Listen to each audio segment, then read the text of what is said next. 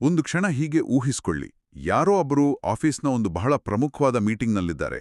ಒಂದು ಅದ್ಭುತವಾದ ಐಡಿಯಾವನ್ನು ಅವರು ಎಲ್ಲರ ಮುಂದಿಡ್ತಾರೆ. ಆದ್ರೆ ಅವರ ಬಾಸ್ ಅದನ್ನ ಸಂಪೂರ್ಣವಾಗಿ ನಿರ್ಲಕ್ಷಿಸ್ತಾರೆ. ಸರಿಯಾಗಿ 10 ನಿಮಿಷದ ನಂತರ ಅದೇ ಡಿಪಾರ್ಟ್ಮೆಂಟ್ನ ಮತ್ತೊಬ್ಬ ಸಹೋದ್ಯೋಗಿ ಎದ್ದು ನಿಂತು ಅದೇ ಐಡಿಯಾನ ಸ್ವಲ್ಪ ಪದಗಳನ್ನ ಬದಲಾಯಿಸಿ ತನ್ನದೇ ಮಂತೆ ಹೇಳ್ತಾನೆ, ರೈಟ್? ಎಕ್ಸಾಕ್ಟ್ಲಿ. ಇದ್ದಕ್ಕಿದ್ದಂತೆ ಎಲ್ರೂ ಚಪ್ಪಾಳಿ ತಟ್ತಾರೆ. ಆಗ ಆ ಮೊದಲ ವ್ಯಕ್ತಿ ಮೆಲ್ಲಗೆ, ಅಂದ್ರೆ ಬಹಳ ಕನ್ಫ್ಯೂಸ್ ಆಗಿ, ಕ್ಷಮ್ಸಿ, ನಾನೇ ಅಲ್ವಾ ಇದನ್ನೀಗಷ್ಟೇ ಹೇಳಿದ್ದು ಅಂದಾಗ ಸಹೋದ್ಯೋಗಿ ನಗುತ್ತಾ, ಓಹ್, ಇಷ್ಟೊಂದ್ ಸೆನ್ಸಿಟಿವ್ ಆಗ್ಬೇಡ ಮಾರಾಯ, ನಾವೆಲ್ಲ ಒಂದೇ ಟೀಮ್ ಅಲ್ವಾ ಅಂತಾನೆ. ಹೌದು. ಮತ್ತು ಇಡೀ ಮೀಟಿಂಗ್ ರೂಮ್ ಆತನ ಮಾತಿಗೆ ಧನಿಗೂಡಿಸಿ ನಗುತ್ತೆ. ಆ ಕ್ಷಣದಲ್ಲಿ ಆ ವ್ಯಕ್ತಿಗೆ ಹೇಗಾಗ್ಬೋದು ಅನ್ನೋದನ್ನ ನಾವು ಸುಲಭವಾಗಿ ಅರ್ಥ ಮಾಡ್ಕೋಬಹುದು. ಖಂಡಿತ. ಒಳಗಡೆ ಏನೋ ತಪ್ಪಾಗ್ತಿದೆ ಅಂತ ಗೊತ್ತಾಗ್ತಿದೆ, ಆದ್ರೆ ಅದನ್ನ ಹೇಗ್ ಸಾಬೀತ್ ಮಾಡೋದು ಅಂತ ಗೊತ್ತಾಗಲ್ಲ. ಆಫೀಸ್ ಪಾಲಿಟಿಕ್ಸ್ ಅಂತಾನೋ ಅಥವಾ ಸಣ್ಣ ಕಿರಿಕಿರಿ ಅಂತಾನೋ ಅಂದ್ಕೊಳ್ತೀವಿ. ಆದರೆ ಇವತ್ತಿನ ನಮ್ಮ ಈ ಆಳವಾದ ಅಧ್ಯಯನದ ಮೂಲ ಮಾಹಿತಿಗಳು ಬೇರೆದೇ ಕತೆ ಹೇಳ್ತವೆ. ಹೌದು. ಇದೇ ಆಧುನಿಕ ಕಾಲದ ಬೆದರಿಸುವಿಕೆ ಅಥವಾ ಬುಲ್ಲಿಯಿಂಗ್. ಕರೆಕ್ಟ್. ನಾವೆಲ್ಲರೂ ಬುಲ್ಲಿಯಿಂಗ್ ಅಂದ ತಕ್ಷಣ ಆ ಶಾಲೆಯ ಮೈದಾನದಲ್ಲಿ ದೊಡ್ಡ ಹುಡುಗರು ಸಣ್ಣ ಮಕ್ಕಳ ಊಟದ ಡಬ್ಬೆ ಕಸಿದುಕೊಳ್ಳೋದನ್ನೋ ಅಥವಾ ದೈಹಿಕವಾಗಿ ಹೊಡೆಯೋದನ್ನು ಮಾತ್ರ ಕಲ್ಪಿಸ್ಕೊಳ್ತೀವಿ. ಎಕ್ಸಾಕ್ಟ್ಲಿ. ಆದ್ರೆ ವಾಸ್ತವದಲ್ಲಿ ಇದು ಸಂಪೂರ್ಣವಾಗಿ ರೂಪಾಂತರಗೊಂಡಿದೆ. ಸೊ ಇವತ್ತಿನ ನಮ್ಮ ಈ ಚರ್ಚೆಯಲ್ಲಿ ನಾವು ಈ ಹೊಸ ರೂಪದ ಕ್ರೌರ್ಯದ ಹಿಂದಿರುವ ಮನೋವಿಜ್ಞಾನ ಮತ್ತು ಆ ಚಲನಚಿತ್ರಗಳಲ್ಲಿ ತೋರಿಸುವ ಹೋಗಿ ಒದೆ ಕೊಟ್ಟು ಬಾ ಅನ್ನೋ ಸುಳ್ಳು ಧೈರ್ಯದ ಕಥೆಗಳನ್ನ ಮೀರಿ ಇದರ ಅಸಲಿ ಆಟ ಏನು, ಆ ಮೂಲ ಮಾಹಿತಿಗಳು ಏನ್ ಹೇಳ್ತೇವೆ ಅನ್ನೋದನ್ನ ಬಿಡಿಸಿ ನೋಡ್ಲಿದ್ದೇವೆ. ಖಂಡಿತ. ಈ ವಿಷಯವನ್ನು ನಾವು ಕೇವಲ ಅಂದ್ರೆ ಒಬ್ರು ಬಲಶಾಲಿ ಇನ್ನೊಬ್ರು ದುರ್ಬಲ ಅನ್ನೋ ಅಷ್ಟು ಸರಳವಾಗಿ ನೋಡಕ್ಕೆ ಸಾಧ್ಯನೇ ಇಲ್ಲ. ನಾವು ಗಮನಿಸ್ತಿರುವ ವರದಿಗಳ ಪ್ರಕಾರ ಇದು ಸಂಪೂರ್ಣವಾಗಿ ಅಧಿಕಾರದ ಆಟ, ಅಂದ್ರೆ ಪವರ್ ಡೈನಾಮಿಕ್ಸ್. ಹೌದು. ಯಾವರು ಯಾರ ಮನಸ್ಸಿನ ಮೇಲೆ ಹಿಡಿತ ಸಾಧಿಸ್ತಾರೆ ಮತ್ತೆ ಆ ಹಿಡಿತವನ್ನ ಹೇಗೆ ಉಳಿಸ್ಕೊಳ್ತಾರೆ ಅನ್ನೋದೇ ಇಲ್ಲಿನ ಮುಖ್ಯ ಪ್ರಶ್ನೆ. ಇದು ಕೇವಲ ಸ್ಕೂಲ್ ಕಾಲೇಜ್ಗಳಿಗೆ ಮಾತ್ರ ಸೀಮಿತವಾಗಿಲ್ಲ. ನಿಖರವಾಗಿ. ಅದೇ ನೋಡಿ, ಇವತ್ತಿನ ದಿನಗಳಲ್ಲಿ ಈ ಬೆದರಿಸುವಿಕೆ ಎಷ್ಟು ಮರೆಮಾಚಿದ ರೂಪದಲ್ಲಿದೆ ಅಂದ್ರೆ ಅದು ನಮಗಾಗ್ತಿದೆ ಅಂತ ನಮಗೇ ಗೊತ್ತಾಗಲ್ಲ. ಹೌದು, ಅದು ಬಹಳ ಸೂಕ್ಷ್ಮವಾಗಿದೆ. ಮುಂಚೆ ಆ ಬಟ್ಟೆ, ಅಂಕಗಳು ಅಥವಾ ಫ್ಯಾಮಿಲಿ ಹಿನ್ನೆಲೆ ಬಗ್ಗೆ ಮುಖಕ್ಕೆ ಹೊಡೆದಂತೆ ಹೀಯಾಳಿಸುವ ಕಾಲ ಒಂದಿತ್ತು.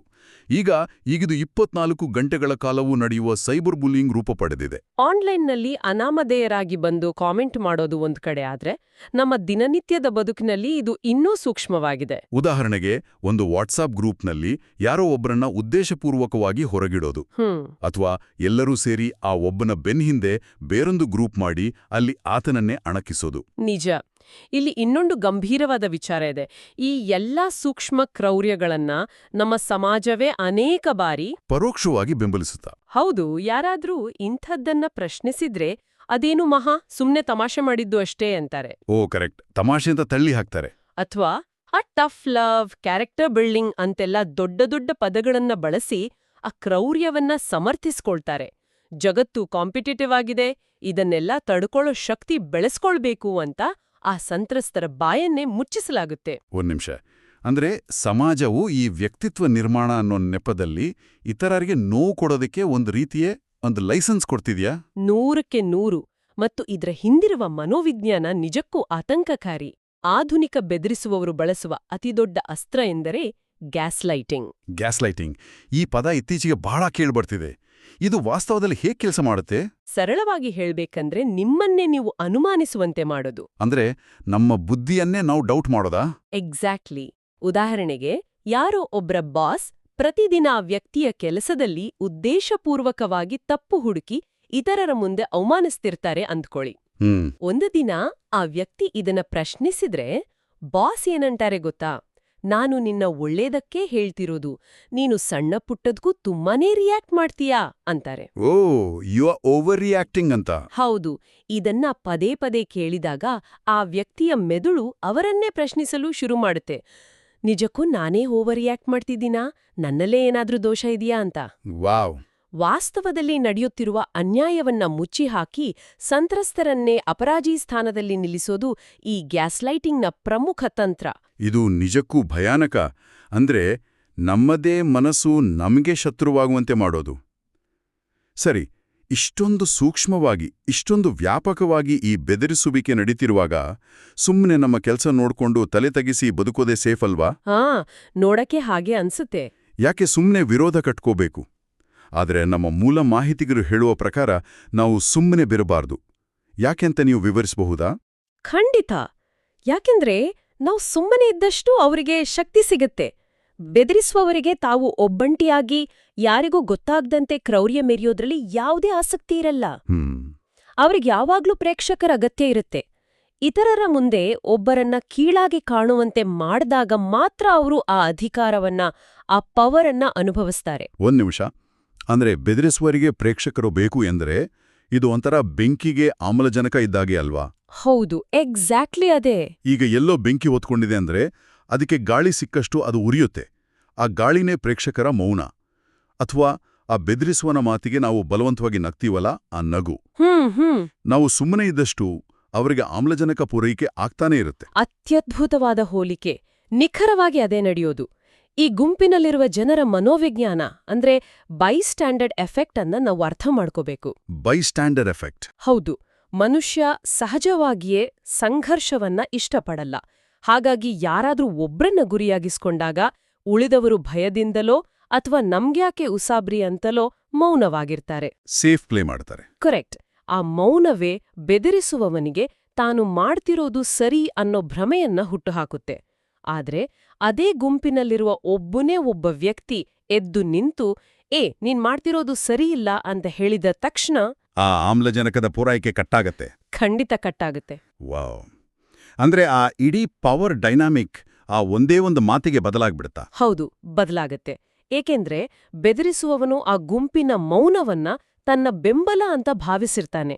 ಆ ಭ್ರಮೆ ಒಡೆದ ತಕ್ಷಣ ಆತನಿಗೆ ತನ್ನ ದೌರ್ಬಲ್ಯದ ಅರಿವಾಗುತ್ತೆ. ರೈಟ್. ಇಲ್ಲಿ ನಾವು ಅರ್ಥ ಮಾಡ್ಕೋಬೇಕಾದದ್ದು ಏನೆಂದ್ರೆ, ವಿರೋಧಿಸೋದು ಎಂದ್ರೆ ಕೇವಲ ಆ ಕ್ಷಣದ ಜಗಳವನ್ನ ನಿಲ್ಸೋದಲ್ಲ.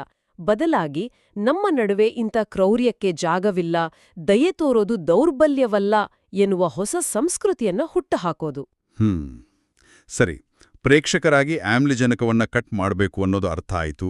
ಆದರೆ ವಾಸ್ತವದಲ್ಲಿ ಅದನ್ನು ಹೇಗೆ ಮಾಡೋದು? ಈಗ ಹಾಲಿವುಡ್ ಸಿನಿಮಾಗಳಲ್ಲಿ ತೋರಿಸೋ ಹಾಗೆ ನಾವು ಇದ್ದಕ್ಕಿದ್ದಂತೆ ಎದ್ದು ನಿಂತು ಒಂದು ದೊಡ್ಡ ಭಾಷಣ ಮಾಡಬೇಕಾ?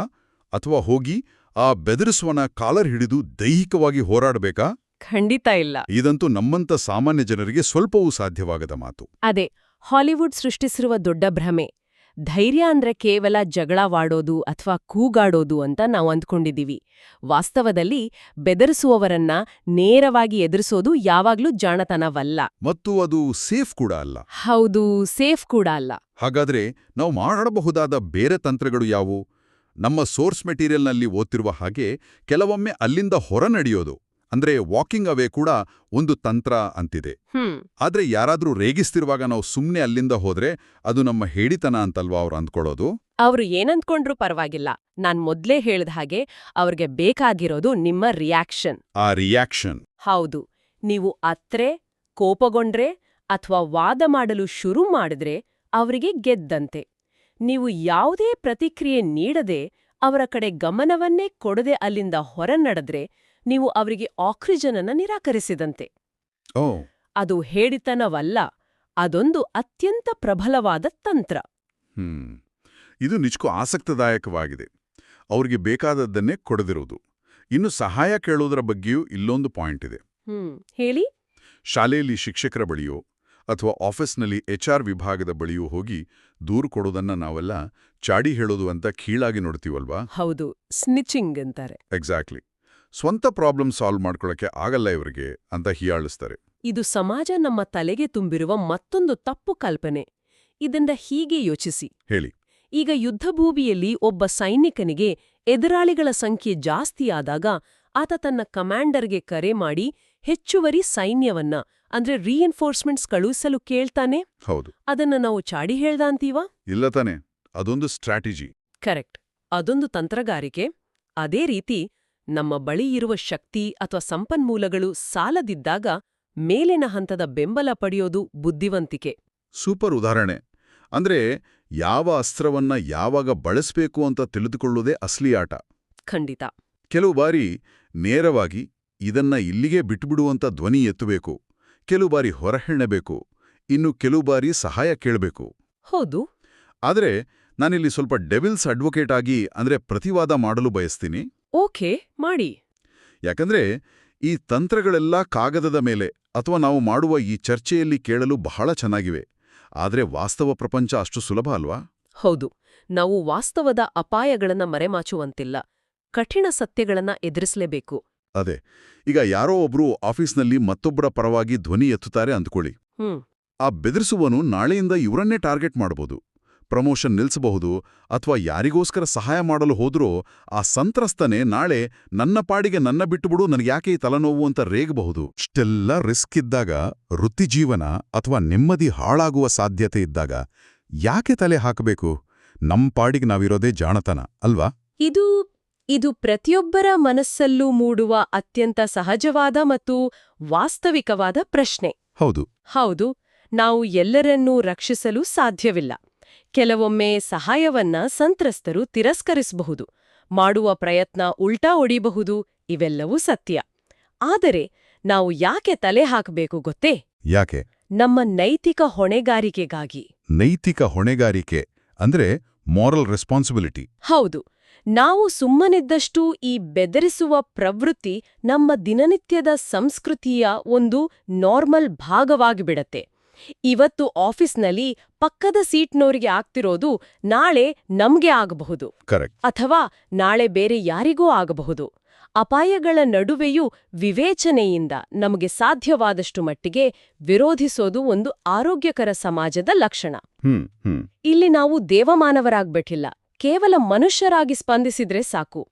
ನೇರವಾಗಿ ಎದುರಿಸಲು ಆಗದಿದ್ರೆ ಕನಿಷ್ಠ ಪಕ್ಷ ಆ ಸಂತ್ರಸ್ತನ ಬಳಿ ಖಾಸಗಿಯಾಗಿ ಹೋಗಿ, ನೋಡು, ಮೀಟಿಂಗಲ್ಲಿ ನಡೆದದ್ದು ಸರಿಯಲ್ಲ, ನಾನು ಸಪೋರ್ಟ್ ಮಾಡ್ತೀನಿ ಅಂತ ಹೇಳ್ಬೋದಲ್ವಾ? ಎಕ್ಸಾಕ್ಟ್ಲಿ. ಆ ಒಂದು ಭರವಸೆ ನೀಡಿದ್ರೂ ಸಾಕು.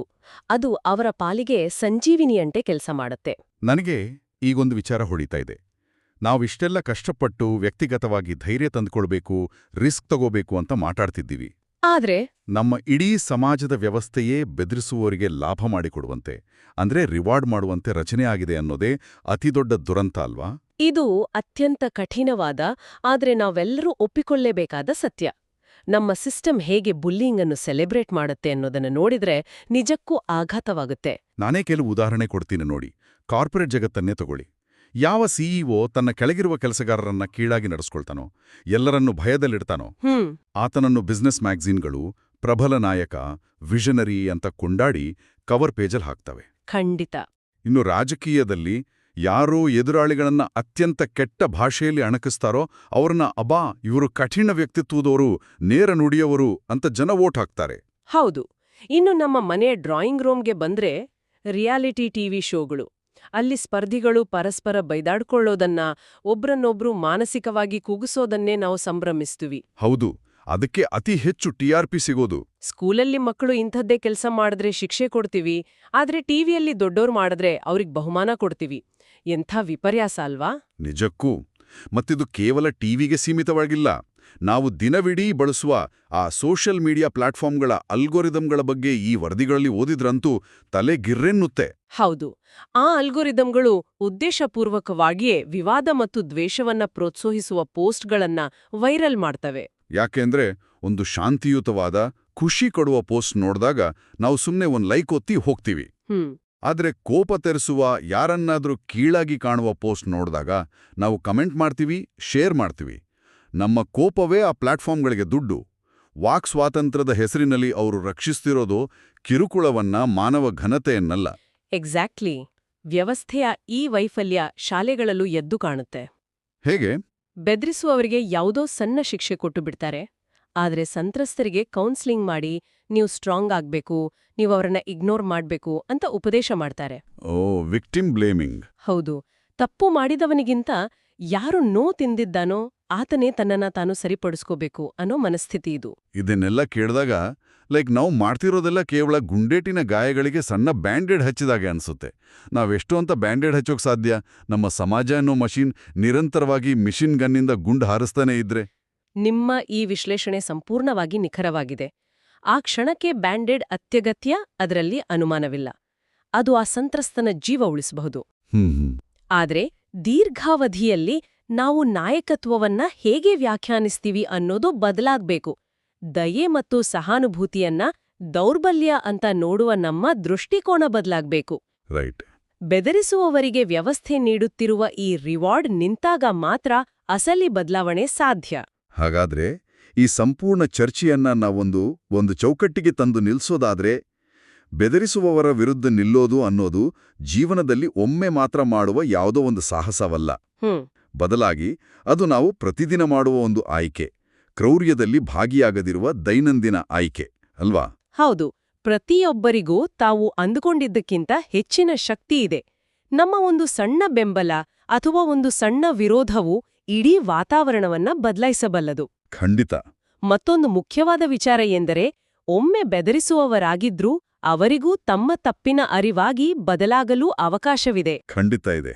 ಆದ್ರೆ ಇದೆಲ್ಲವನ್ನು ಮುಗಿಸುವ ಮುನ್ನ ಒಂದು ಪ್ರಚೋದನಾತ್ಮಕ ಚಿಂತನೆಯನ್ನ ನಾನು ಮುಂದಿಡ್ಲು ಬಯಸ್ತೀನಿ. ಹೇಳಿ. ಇವತ್ತಿನ ಇಡೀ ಚರ್ಚೆಯಲ್ಲಿ ನಾವೊಂದು ಪದವನ್ನ ಮತ್ತೆ ಮತ್ತೆ ಬಳಸಿದೆವು.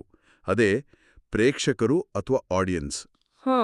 ಬೆದರಿಸುವವರಿಗೆ ಪ್ರೇಕ್ಷಕರು ಬೇಕು, ಅದು ಅವರಿಗೆ ಆಮ್ಲಜನಕ ಅಂತ ಮಾತಾಡಿದೆವು. ಹೌದು, ಕರೆಕ್ಟ್. ಹಾಗಾದ್ರೆ ನಮಗೆ ನಾವೇ ಪ್ರಾಮಾಣಿಕವಾಗಿ ಕೇಳ್ಕೊಳ್ಬೇಕಾದ ಪ್ರಶ್ನೆ ಇಲ್ಲಿದೆ.